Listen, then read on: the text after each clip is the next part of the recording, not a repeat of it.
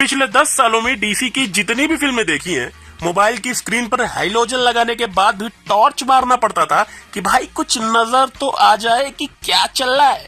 ये सब क्या देखना पड़ रहा है। अब इस फिल्म की कास्टिंग को लेकर कई लोग शायद नाराज भी हैं, लेकिन ठीक है ना भाई, जो मिल रहा है उस पर खुश रहो। निर्मला ताई के टैक्स के बाद जो मेरे हाथ में बचता है, हम भी तो दाल रोटी चला ही रहे हैं। खैर, इस कैरेक्टर का ऑडिशन देने अपने गोविंदा जी भी गए थे, लेकिन फिर वापस आ गए। मैंने बोला क्या हुआ? बोले मैं पैंट के ऊपर चड्डी नहीं पहनता। वैसे ये डीसी एक्सटेंडेड यूनिवर्स की पहली फिल्म है। पिछले 10 सालों में ये वो दूसरी चीज है जो हर तरह की मार्केटिंग के बाद भी लॉन्च नहीं हो पाया। पहला कौन है ये ज्ञानी लोग कमेंट्स में बताए। पता चला भाई साहब हमको भी छत से धक्का देकर गिरा दे। थोड़ा सा मार दीजिए, मार दीजिए। अब सुपरमैन दुनिया के सबसे पॉपुलर सुपर हीरो कैरेक्टर्स में से एक है। गेम से लेकर मर्चेंडाइज और यहाँ तक कि चड्डी बनियान भी सुपरमैन का लोगो लगाकर बेचे जाते हैं, क्योंकि ये दुनिया का पहला सुपर हीरो है। ट्रेलर की शुरुआत में भी हम सुपरमैन को आसमान से नीचे गिरते देखते हैं। मुंह से खून बह रहा है। मैंने पूछा क्या हुआ? बोला ऊपर मुकेश खन्ना साहब मिल गए, बोल रहे थे तू शक्तिमान नहीं बन सकता, और उठा के नीचे फेंक दिया। मैंने कहा मुकेश जी बात तो सही है, लेकिन आप भी तो किसी को शक्तिमान नहीं बनने दे रहे। बात तो सही है। ट्रेलर में काफी चीजें अलग है। सबसे अलग तो वो चड्डी है जो फिर से सुपरमैन के पैंट के ऊपर आ गई है। पावर दुनिया भर की मिल गई, फैशन सेंस ढेले भर का नहीं।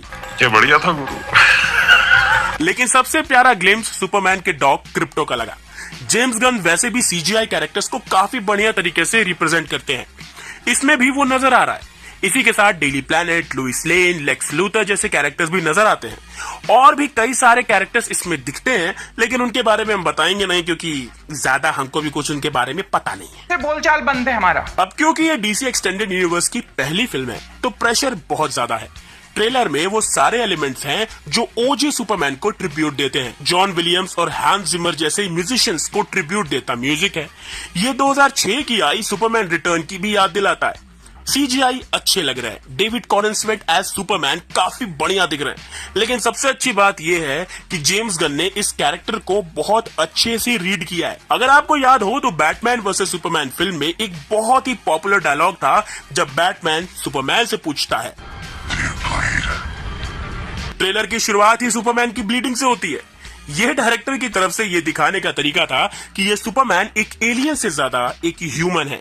इसके ह्यूमन एंगल्स कुछ ज्यादा ही हैं। ऐसी कई सारी छोटी छोटी चीजें इस ट्रेलर में ध्यान रखी गई हैं, जो देखकर काफी अच्छी भी लगती है। ट्रेलर को देखकर ऐसा लगता है कि सुपरमैन अभी भी ह्यूमैनिटी के बीच एडजस्ट करने की कोशिश कर रहा है।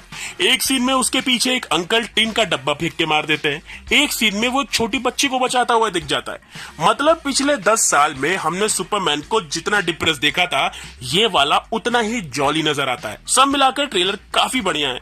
देखना यह है कि क्या ये मार्वल को टक्कर दे सकता है, क्योंकि इससे पहले कई बार ऐसा हुआ है कि एमसीयू को टक्कर देने के चक्कर में डीसी की फिल्में चक्कर खाकर गिर चुकी हैं। क्या ये फिल्म वो बन सकती है जो डीसी को सक्सेस दिलाएगी? कमेंट्स में हमको बताना। अगर वीडियो